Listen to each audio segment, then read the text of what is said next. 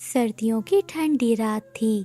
ऐसी ठंडी ठंडी रात में कालू कौवा और गोरी कौवी अपने बेटे चक्कू के साथ अपने टूटे हुए घर में बैठे हुए थे।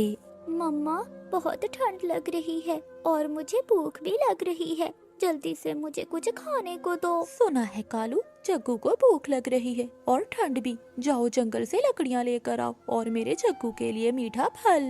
गोरी, इतनी सर्दी में मैं कहाँ से लकड़ियाँ ढूंढ कर लाऊं? जंगल में ना तो इस समय मुझे लकड़ियाँ मिलेंगी और ना ही कोई फल। गोरी, जाओ चिड़िया से ही मेरे जग्गू के लिए दाना लेकर आओ। कालू, गई थी मैं चिड़िया के पास, आज चिड़िया को भी कोई दाना नहीं मिला। जग्गू बेटा, तू अभी सो जा, सुबह होते ही मैं तेरे लिए फल लेकर आऊंगा। कालू, निखट्टू कहीं के, अगर तुम ये पहले ही कर लेते तो आज हमें इतनी मुसीबत ना झेलना पड़ती। रानो चिड़िया ने अपनी बेटी गुड़िया को अपने पंखों में छुपाया हुआ था। मम्मा पापा, बहुत ज्यादा ठंड है, मेरे सर में भी बहुत दर्द हो रहा है। पापा, आप कुछ करें ना। जंगल में बर्फ गिरने के कारण जंगल के सभी पक्षियों की हालत बहुत खराब थी। किसी के पास खाने के लिए कुछ नहीं था तो किसी का घर टूटा हुआ था। रानो चिड़िया अपनी बेटी को लोरी सुनाते हुए सुला देती है। टुन्नू जी, ऐसा कब तक चलेगा? रानो, मैं क्या करूं? जंगल में ना दाना मिल रहा है और ना मेरे लिए कोई काम। अगर कोई काम मिलेगा तभी तो मैं गुड़िया के लिए गर्म कपड़े लाऊंगा। सुबह होते ही जंगल में काले बादल छा गए और जोरों की बारिश शुरू होने लगी। टुन्नू जी, पहले सर्दी कम थी जो अब बारिश भी शुरू हो गई। वो दोनों ऐसे बातें कर ही रहे थे कि छत से पानी टपकना शुरू हो जाता है। गुड़िया की आँख खुल जाती है। माँ, ये बारिश क्यों शुरू हो गई? पता नहीं गुड़िया, शायद हम गरीब पक्षियों को ऐसे ही मरना होगा। वो ऐसे बातें कर ही रहे थे कि छत टूटने लगती है। रानो, गुड़िया को लेकर जल्दी बाहर निकलो, ये छत गिरने वाली है। उन तीनों के बाहर आते ही उनका घर टूटकर नीचे गिर जाता है। ऐसे देखते ही देखते जंगल में सभी पक्षियों के घर या तो टूट गए थे या फिर नीचे गिर गए थे और बारिश थम गई थी। फिर वो सभी पक्षी एक जगह पर इकट्ठे होते हैं। पक्षियों, अब हम क्या करेंगे? अगर ऐसे ही सर्दी बढ़ती रही तो हम सब मर जाएंगे। हाँ टुन्नू, तुम बिल्कुल ठीक कह रहे हो। हमारे बच्चे अभी बहुत छोटे हैं, हम जाएं भी तो कहाँ जाएंगे। पक्षियों, मेरे पास एक उपाय है। हाँ गोरी बहन, बताएं, क्या उपाय है आपके पास? चिड़िया, क्यों ना हम सब मेरी सहेली चील के पास चलें, पहाड़ों पर। वहाँ हमें रहने के लिए गुफा मिल जाएगी। चिड़िया, तुम्हें तो पता है कि कितनी ठंड पड़ रही है। अगर हम ऐसे ही खड़े रहे तो सर्दी से जम जाएंगे। मगर गोरी बहन, हम कैसे विश्वास करेंगे उन चीलों का? चिड़िया बहन, मुझे लगता है गोरी ठीक कह रही है, हमें चीलों का सहारा लेना होगा। हमारे पास अब कोई और रास्ता भी तो नहीं है। हाँ तोती बहन, तुम ठीक कह रही हो, मेरी गुड़िया को भी बहुत ठंड लग रही है। फिर सभी पक्षी अपने बच्चों को साथ लेकर पहाड़ों की ओर चल पड़ते हैं। गोरी, इतनी सर्दी में तुम यहाँ क्या कर रही हो? चील सहेली, नीचे जंगल में बहुत सर्दी पड़ रही है और बारिश के कारण हम सब के घर भी टूट गए हैं। हमारे पास रहने के लिए ना घर है और ना खाने के लिए कोई दाना।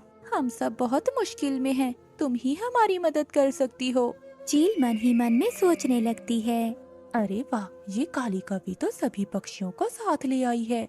ये तो मेरे लिए अच्छा हो गया। इतनी सर्दी में कहाँ मुझे कोई भोजन मिलने वाला था, अब तो घर बैठे ही भोजन मिलेगा।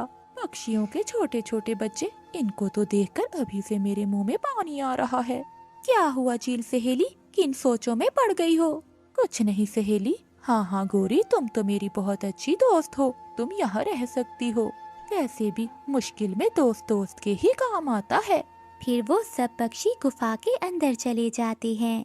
गुफा में आग जलने के कारण गुफा बहुत गर्म थी। सभी पक्षी बहुत खुश थे और उनके बच्चे भी। ऐसे ही एक दो दिन गुजर गए। मिट्ठू जी देखिए, मेरा बेटा कहाँ चला गया? बाकी सब पक्षी भी उठ जाते हैं। हरियाली, क्या हुआ? क्यों इतना रो रही हो? मिट्ठू जी देखिए, मेरा बेटा, मेरा मुन्ना कहाँ चला गया? हरियाली, यही होगा, बाहर क्या होगा? रुको, मैं देख कर आता हूँ। मिट्ठू तोता अपने बेटे को ढूंढने बाहर चला जाता है। हरियाली बहन चुप कर जाएं, कुछ नहीं होगा आपके बेटे को, यहीं बाहर क्या होगा खेलने। हाँ हरियाली बहन, मुन्ना बाहर ही होगा। मिठू तोते को अपने बेटे के पंख पहाड़ों के पास पड़े हुए नजर आते हैं। मेरा मुन्ना, मेरे मुन्ने को खा गई, वो जालिम चील मेरे मुन्ने को खा गई। मिठू तोता रोते हुए तुरंत वापस गुफा में जाता है। खा गई वो जालिम चील, खा गई मेरे मुन्ने को, वो जालिम चील ने मेरे मुन्ने को खा लिया। ये सुनते ही हरियाली तोती भी जोर जोर से रोने लगती है। गोरी, ये सब तुम्हारी वजह से हुआ है। तुमने उस चील पर विश्वास किया, देखो उसने हमें धोखा दिया है। चिड़िया, ये मोटी चोंच वाला झूठ बोल रहा है, मेरी सहेली ऐसी नहीं है। चलो पक्षियों, अब हम यहाँ और नहीं रहेंगे, अब हम सब यहाँ से चले जाएंगे। फिर वो सब पक्षी वहाँ से चले जाते हैं, मगर कालू कौवा और गोरी कौवी वहाँ से नहीं जाते। गोरी, तुम्हें नहीं लगता क्या कि हमें भी सब पक्षियों के साथ चले जाना चाहिए था? कालू, बड़ी फिक्र है तुम्हें उन पक्षियों की।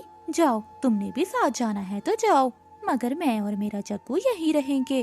बाहर इतनी ठंड पड़ रही है, इतनी ठंडी में वो कहाँ जाएंगे, वापस यहीं लौट कर ही आएंगे। वो सब पक्षी एक जगह पर बैठ जाते हैं। पक्षियों, हमारे पास अब एक ही रास्ता है, हमें किसान की पत्नी के पास जाना होगा। वो बहुत दयालु है, वो हमारे लिए कुछ न कुछ जरूर करेगी।